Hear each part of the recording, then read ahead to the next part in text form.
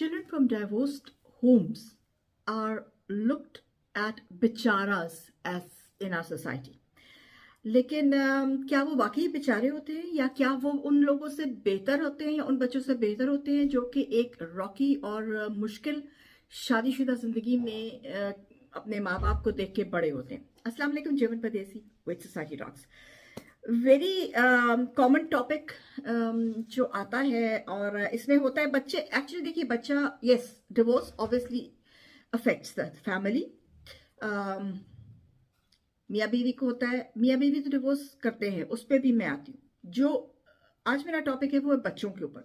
तो बच्चे जो है वो डिवोर्स को किस तरह से लेते हैं। अगर तो बच्चा छोटा है आपका लाइक 5-6 साल का है, उस उम्र तक बच्चे को समझ नहीं होती कि डिवोर्स चीज क्या है, तो वो बच्चा जो है वो उसका दिमाग टर्मोइल में चला जाता है और उसको ये डर पड़ जाता है कि फियर ऑफ अबैंडनमेंट के एक पेरेंट ने मुझे छोड़ दिया, मुझे दूसरा पेरेंट भी छोड़ तो नहीं देगा। और वो जो बच्चा है वो क्लिंगिंग रिलेशनशिप में आ जाता है और वो बड़ा होके भी मैन और वुमन जो भी उसका वो है, लेकिन वो जो भी रिलेशनशिप में जाएगा वो क्लिंगिंग रिलेशनशिप में जाएगा। This is one point. दूसरा है कि इस किस्म के बच्चों को ये होता है कि they have grow up with the feeling that they are not good enough. ये दोनों माँ बाप के ऊपर लाजिम है, जो कि कभी भी नहीं होता लेकिन ये होना चाहिए। और वो ये है कि जब आप डिवोर्स करते हैं तो आप बच्चे को ये फीलिंग दे कि it's not your fault, because बच्चा हमेशा ये समझता है कि it's my fault that the parents are divorcing. तो क्योंकि उसको समझ नहीं आ रही होती, वो इस सिचुएशन में अपने आप को नहीं कर पा रहा होता एडजस्ट, तो इस वजह से प्रॉब्लम होती है। डिवोर्स तक हम पहुंचते क्यों हैं, इसके बहुत सारे रीजंस हैं और ऑब्वियसली कोई हंसी मजाक में तो डिवोर्स तक नहीं पहुंचते। सिचुएशन ऐसी हो जाती है जिसमें आपको ये यहाँ तक कि आपको डिवोर्स में पहुंचना पड़ता है। तो ठीक है, ऑब्वियसली डिवोर्स एक अच्छी चीज नहीं है, इस्लाम ने इसको हलाल करार किया है, लेकिन बिल्कुल बिल्कुल एंड में आके हलाल करार किया है। अल्लाह की नापसंदीदा चीजों में से है। हलाल है, हलाल इसलिए है क्योंकि कई दफा आपकी सिचुएशन ऐसी हो जाती है कि आपके पास डिवोर्स के अलावा कोई चारा नहीं रहता।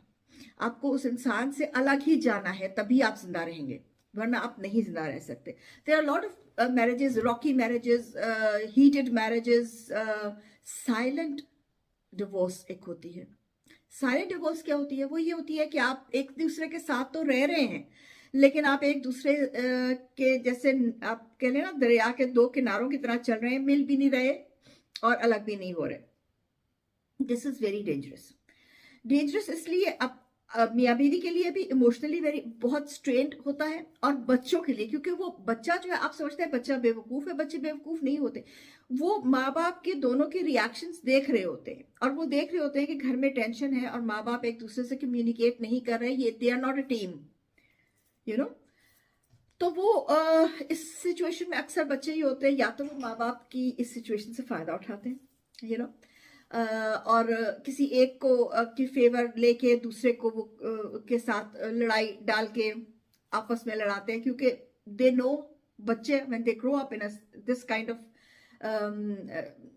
टॉक्सिक रिलेशनशिप, तो उनको पता होता है कि फिर हम इसमें फायदा कैसे उठाएं। इस किस्म के बच्चे जो होते हैं वो they are normally very cold emotionally when they grow up. उनको रिलेशनशिप से, प्यार से कोई मतलब नहीं होता, कोल्ड होते हैं बहुत ज्यादा।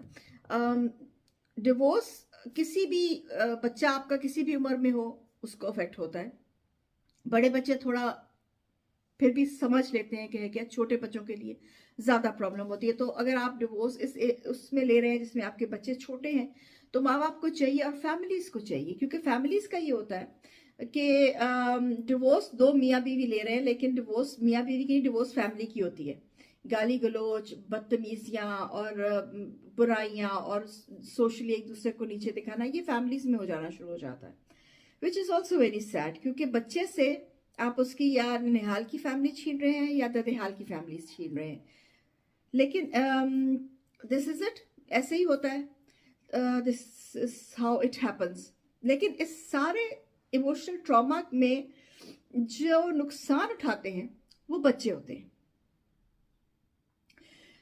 लेकिन इसके साथ साथ पैरेलल दूसरी स्टडी जो की गई है वो ये है कि जो माँ बाप इकट्ठे रहते हैं टॉक्सिक रिलेशनशिप्स में, उनके बच्चे are not better than divorced children. बल्कि कई जगह पे तो ये भी देखा गया है कि जो बच्चे डाइवोर्स्ड मतलब एक पेरेंट के साथ, और अगर वो पेरेंट उनको सही तरह से ब्रिंगिंग अप करता है तो वो इमोशनली और जो है वो ज़्यादा स्टेबल हो जाते हैं इस किस्म के बच्चों से जिन्होंने अपने दोनों माँ बाप को टॉक्सिक रिलेशनशिप में देखा हुआ है।